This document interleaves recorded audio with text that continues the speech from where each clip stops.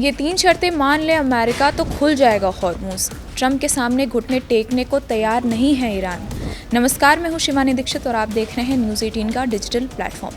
Iran और America के बीच पहले चरण की वार्ता फेल हो गई, तो वहीं दूसरे चरण की वार्ता तमाम कोशिशों के बाद भी शुरू ही नहीं हो पाई है। रिपोर्ट्स के मुताबिक ईरान ने प्रस्ताव रखा है कि पहले हॉर्मूज को खोले जाने पर विचार होना चाहिए और परमाणु मामले पर चर्चा बाद में होगी। ईरान ने अमेरिका के सामने हॉर्मूज खोलने के लिए 3 शर्तें रखी हैं।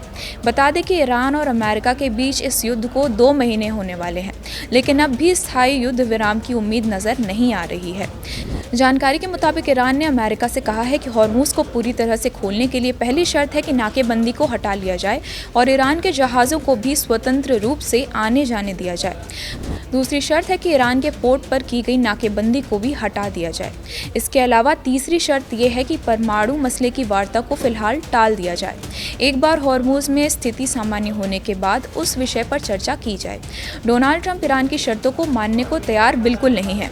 बता दें कि इस्लामाबाद में वार्ता फेल होने के बाद ही अमेरिका ने नाकेबंदी करने का फैसला किया था।